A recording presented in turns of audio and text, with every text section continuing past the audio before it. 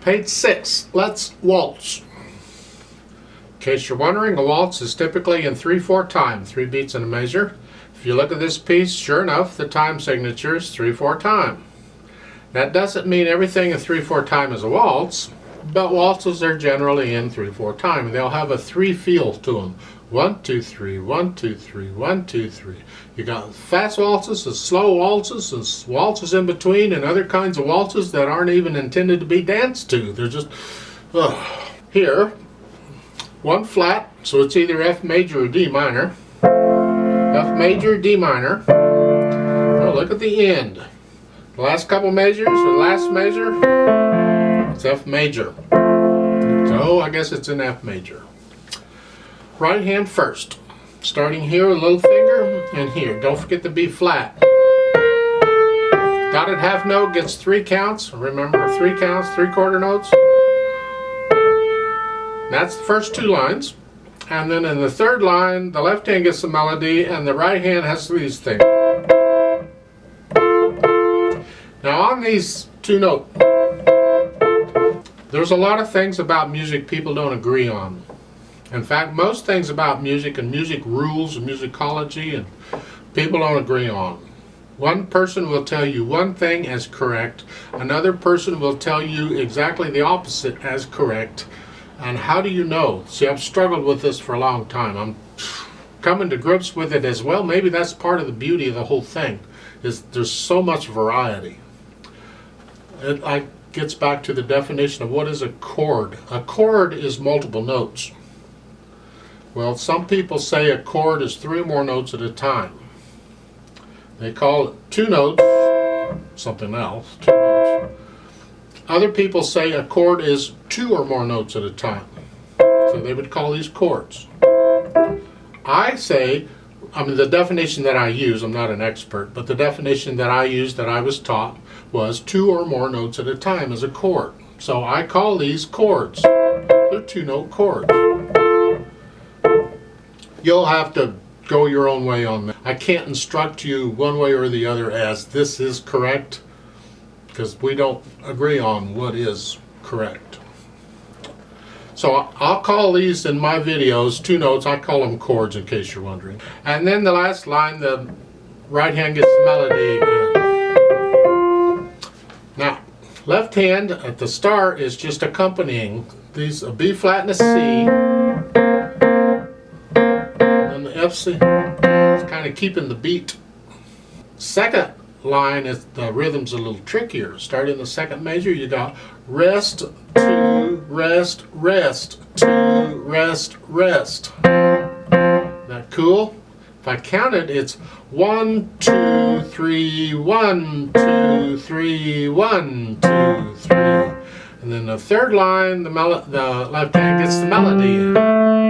Don't forget the B flat. And then the last line, you're back to these chunk things. Put the hands together and maybe it'll sound more like a waltz.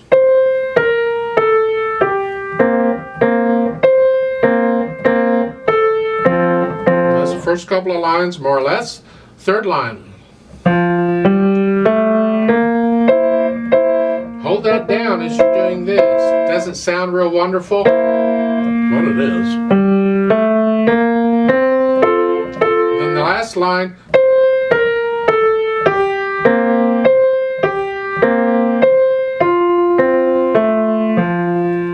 I haven't been talking about tied notes. I hope you know a tied note. You hang on to it for both notes.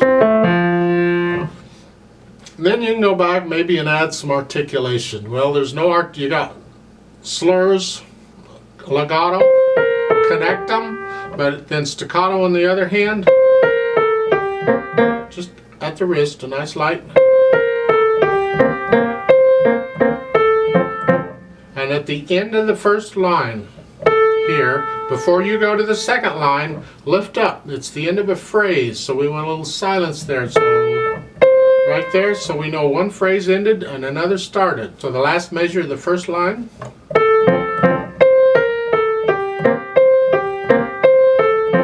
And at the end of the 2nd line, same thing. Lift up a little bit early before you play this. So up and then down. third line down, the left hand, lift up between these phrases. You lift up. You're just cutting that note a little bit short so you can lift up.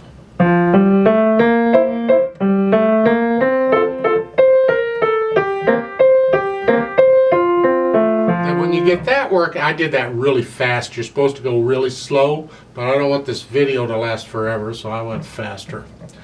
Go back and add the dynamics if you haven't yet. It starts out, it says loud. Again, this is a range, it's a feel. How loud is it? You'll have to decide what loud is, and it'll change from time to time, day to day, situation to situation, piano to piano. You'll decide just whatever loud is, and then they're telling you for the left hand, they don't need to, but they're telling you very soft. You should know to make the accompaniment softer, and it's up to you to decide how soft, but they're telling you very soft, so you don't really have a choice, do you?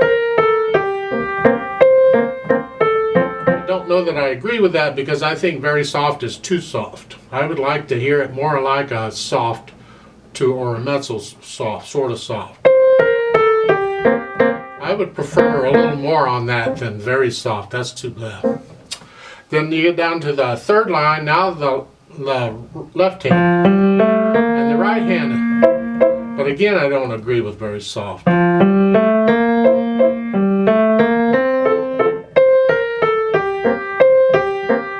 then at the end, I really don't agree with the end.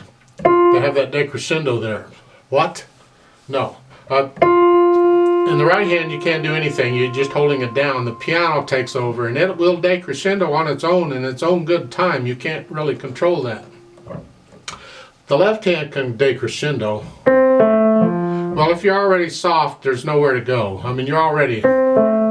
So the only way to decrescendo there is to play that first note in the left hand there, next to the last measure at the bottom.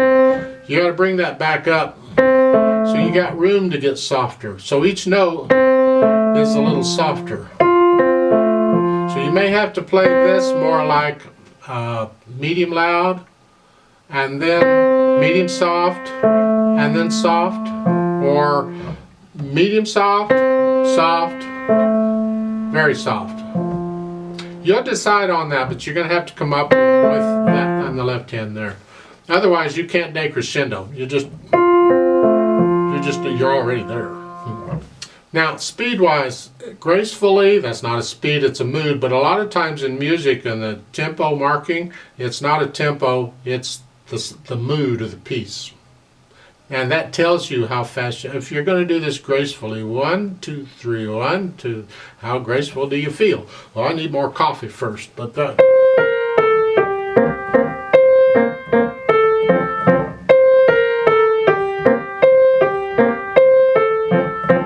You just feel it gracefully, and I'm not in a graceful mood right now, so I'm not going to... You play as you feel. If I don't feel graceful, which I don't, I'm not going to play graceful. Well, that's the way it is. Catch me after a glass of wine, I can feel graceful. I won't be graceful, but I can feel it, so it's here. See, I want to crescendo a little bit on those. It's an interpretive thing. You're not going to play everything the same level. You have to, you feel it. I might come off of the A a little bit. Come off a little bit.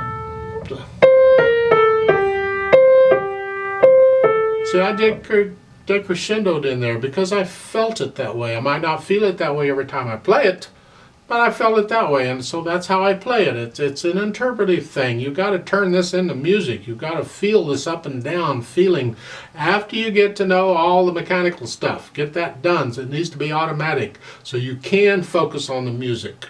Another aspect in interpretation, if you will, something else you can experiment with, is at the end of a piece, and sometimes even in the piece. You may feel need to slow down slightly, or retardando, or put, just gradually, and then maybe you'll pick it back up if it's in the middle somewhere. It's an interpretive thing. It's like at the end of this, I could retard at the end of this last line.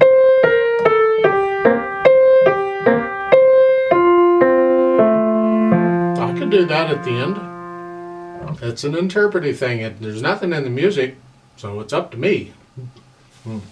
If they absolutely did not want you to retard there, they would put in there senza rit or senza retardando. Senza means no. No. But when they leave it blank, it's, whatever. You decide. One time maybe you'll slow down and another time you won't.